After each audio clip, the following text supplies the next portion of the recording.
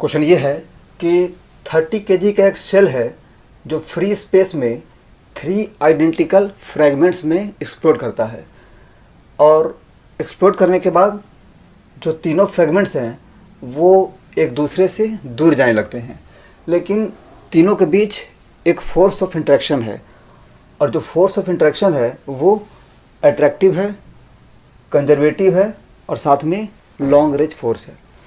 Again, किसी inertial frame of reference से तीनों फ्रैगमेंट की वेलोसिटी वेक्टर फॉर्म में दी हुई है। क्वेश्चन 1 में एनर्जी ऑफ एक्सप्लोजन फाइंड करना है, और ये गिवन है कि जो एनर्जी ऑफ एक्सप्लोजन है वो तीनों फ्रैगमेंट की जो काइनेटिक एनर्जी है उसके इक्वल है। और क्वेश्चन 2 में लॉन्ग टाइम के बाद जो फ्रैगमेंट्स हैं उनकी मिनिमम काइनेटिक एनर्जी फाइंड करनी है, तो इसको प्रोसीड करते हैं। तो इस क्वेश्चन को सॉल्व करने के लिए बेसिक कॉन्सेप्ट ये है कि किसी भी इनर्शियल फ्रेम ऑफ रेफरेंस से हम मोमेंटम कंजर्वेशन और एनर्जी कंजर्वेशन इजीली अप्लाई कर सकते हैं। ठीक है, तो यहाँ पर जो इनर्शियल फ्रेम ऑफ रेफरेंस है, मान लेते हैं कि इस रेफरेंस फ्रेम से सेल की जो वेलोसिटी है वो u है। ठीक है, मान लेते हैं कि जो गिवन रेफरेंस फ्रेम है वहाँ से सेल की वेलोसिटी u है, तो अब हम मोमेंटम कंजर्वेशन अप्लाई करते हैं। We have initial momentum is equal to 30 into u, 30 into vector u, this must be equal to final momentum. तो फाइनली सबका मास मालूम है और साथ में सबकी वेलोसिटी भी मालूम है। ठीक है, तो ये जो इक्वेशन है मोमेंटम कंजर्वेशन हम इस फ्रेम से अप्लाई कर रहे हैं। ठीक है, ये हो जाएगा m into 3i plus 2j plus m into minus 2i plus m into 5i minus 5j। ठीक है, सो दिस इम्प्लाई दैट ये हो जाएगा 3 vector u equal to 8 minus 2 that is 6i cap, और ये हो जाएगा minus 3j cap. So finally vector u is equal to हो जाएगा 2i cap minus j cap. ठीक है, मतलब ये जो फ्रेम ऑफ रेफरेंस है वहाँ से सेल की जो इनिशियल वेलोसिटी है, जिस वेलोसिटी से सेल मूव कर रहा था, वो 2i cap minus j cap के इक्वल है। ठीक है, अगेन अब हम एनर्जी कंजर्वेशन अप्लाई करते हैं। क्वेश्चन 1 में ये गिवन है कि energy of explosion kinetic energy के इक्वल है, लेकिन एक्चुअल में क्या होता है कि मान लेते हैं कि हमारे पास कोई बम है। ठीक है, और उसमें ये बारूद भरा हुआ है। ठीक है, तो इस बारूद की जो एनर्जी है वही एनर्जी ऑफ एक्सप्लोजन है। ठीक है, तो जब ये बारूद फटेगा तो बारूद की जो भी एनर्जी है वो 4 पार्ट्स में डिवाइड हो जाती है। कुछ पार्ट जो है वो एक्चुअल में मैक्सिमम पार्ट जो है वो हीट में चला जाता है, प्लस कुछ पार्ट लाइट में चला जाता है, कुछ पार्ट साउंड में चला जाता है, और जो रिमेनिंग पार्ट है वो जो फ्रैगमेंट्स हैं उसकी काइनेटिक एनर्जी में चला जाता है, काइनेटिक एनर्जी। ठीक है, so this is the actual case. लेकिन यहाँ पर ऐसा नहीं है। यहाँ पे क्वेश्चन के अकॉर्डिंग गिवन है कि इस बारूद की जो भी एनर्जी है, that is energy of explosion, वो कम्प्लीटली फ्रैगमेंट के काइनेटिक एनर्जी में जा रही है। ठीक है, वो कम्प्लीटली फ्रैगमेंट्स के काइनेटिक एनर्जी में कन्वर्ट हो रही है। मतलब यहाँ पर कोई हीट इवॉल्व नहीं हो रहा है, ज़ीरो है, कोई लाइट इवॉल्व नहीं हो रहा है, कोई साउंड इवॉल्व नहीं हो रहा है, और सिर्फ जो एनर्जी ऑफ एक्सप्लोजन है वो पूरी तरह फ्रैगमेंट्स के काइनेटिक एनर्जी में कन्वर्ट हो रहा है। ठीक है, तो अगर हम फ्रैगमेंट की काइनेटिक एनर्जी फाइंड कर लें तो वहाँ से हम जो एनर्जी ऑफ एक्सप्लोजन है उसको फाइंड कर लेंगे, ठीक है। तो क्या करते हैं कि एनर्जी कंजर्वेशन अप्लाई करते हैं, ठीक है। तो अगेन ये जो बम है इसके पास दो एनर्जी है। एक जो एनर्जी है वो बारूद की एनर्जी है, that is energy of explosion, और दूसरी इसकी खुद की काइनेटिक एनर्जी भी है, ठीक है। तो इसकी जो इनिशियल एनर्जी है हो जाएगी एनर्जी ऑफ एक्सप्लोजन, मतलब जो बारूद की एनर्जी है, ठीक है, प्लस इसकी काइनेटिक एनर्जी, ठीक है। This is half into mass that is 30 into square of mode of you. तो यहाँ पर जो वेक्टर यू का मोड है ये हो जाएगा √5, ठीक है। So this is u square that is 5 equal to heat plus light plus sound plus kinetic energy. तो ये सब तो ज़ीरो है अकॉर्डिंग टू द क्वेश्चन। तो हम क्या करेंगे कि फ्रैगमेंट की जो फाइनल काइनेटिक एनर्जी है उसको लिखेंगे। ये हो जाएगा ½ m इंटू वी स्क्वायर। तो यहाँ से इसका जो मैग्नीट्यूड है वो हो जाएगा √13 मीटर पर सेकेंड। इसका मैग्नीट्यूड है 2 मीटर पर सेकेंड और इसका मैग्नीट्यूड है √50 मीटर पर सेकेंड, ठीक है। ये हो जाएगा 13 plus ½ m into v square that is 4 plus ½ m into v square that is 50, ठीक है। So this imply that energy of explosion is equal to, ये हो जाएगा 5 into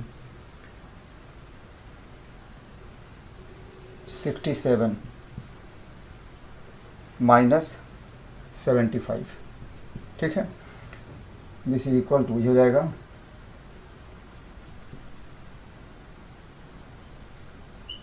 335 minus 75 and this is equal to 260 joule. Answer हो गया। This is the energy of explosion.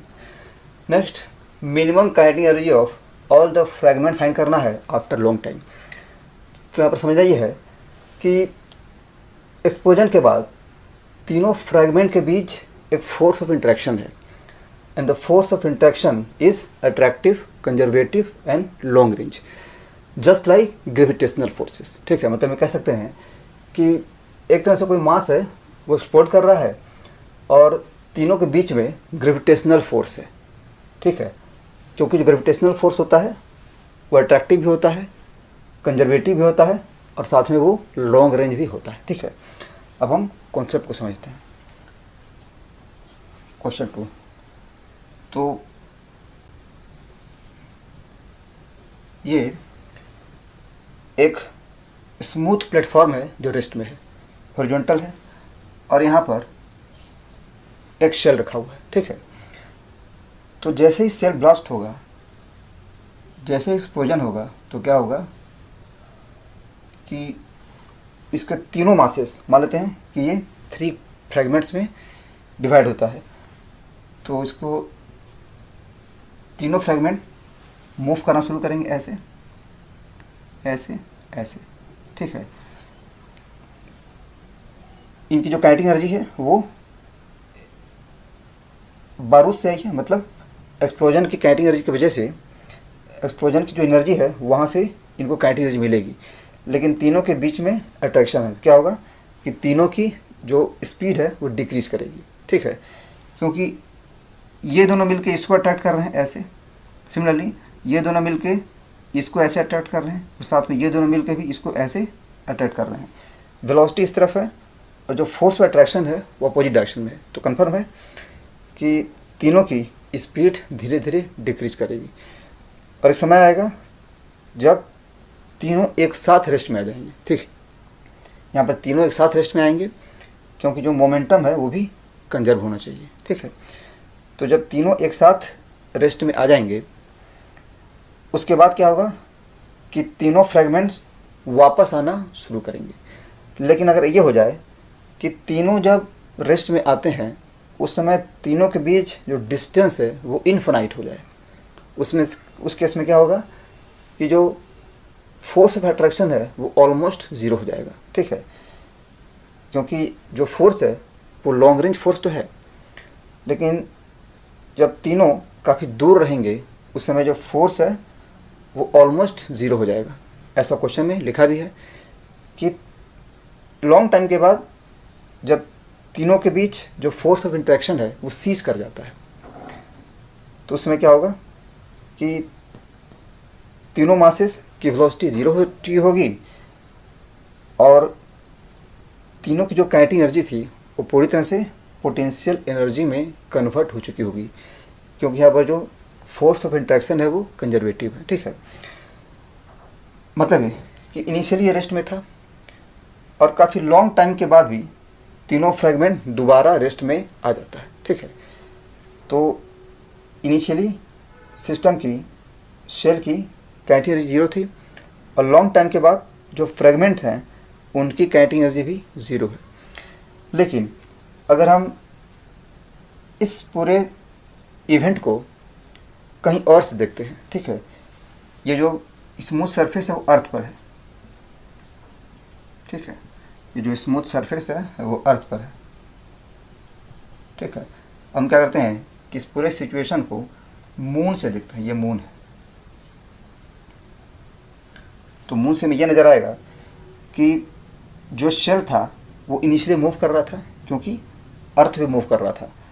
तो moon के respect में ये जो सरफेस है वो कुछ वेलोसिटी v से मूव कर रहा था और लॉन्ग टर्म के बाद जब तीनों फ्रेगमेंट्स रेस्ट में आ जाते हैं उस समय भी इन तीनों की जो वेलोसिटी है वो v है। ठीक है, मतलब मून के रिस्पेक्ट में तीनों फ्रेगमेंट की जो काइनेटिक एनर्जी है वो v से कम नहीं हो सकती है। ठीक है, यहाँ पर यही कॉन्सेप्ट है। ठीक है, और एक बात कि तीनों के बीच जो फोर्स है वो अट्रैक्टिव है, कंजर्वेटिव है और वो लॉन्ग रेंज फोर्स है, which is similar to gravitational force. ठीक है, मान लेते हैं कि इस मार्कर को अगर हम ऊपर फेंक दें स्केप वेलोसिटी से, तो क्या होता है कि जो ऑब्जेक्ट है वो इन्फिनिटी पे चला जाता है और इन्फिनिटी पर उसकी वेलोसिटी ज़ीरो हो जाती है। ठीक है, और वो वापस नहीं आता है। सेम केस यहाँ भी है। यहाँ भी ये हो रहा है कि लॉन्ग टाइम के बाद ग्राउंड के रिस्पेक्ट में तीनों फ्रेगमेंट्स की जो स्पीड है वो ज़ीरो हो जा रही है। लेकिन अगर हम इस इक्वेशन को मून से देखें तो हम देखेंगे कि जब तीनों फ्रेगमेंट्स अर्थ के रिस्पेक्ट में रेस्ट पे जाते हैं उसमें भी इनके पास भी वेलोसिटी है और यही मिनिमम काइनेटिक एनर्जी के लिए रिस्पॉन्सिबल है। ठीक है, तो अब हम तीनों फ्रेगमेंट की minimum kinetic energy easily find कर सकते हैं। ठीक है, so we have K minimum,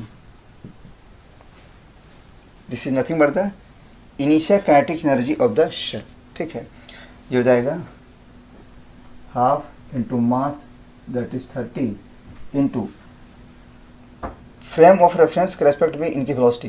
तो हम देख सकते हैं कि जो फ्रेम ऑफ रेफरेंस है उसके रेस्पेक्ट में सेल की जो वेलोसिटी है वो u है और u का जो मैग्नीट्यूड है √5 है।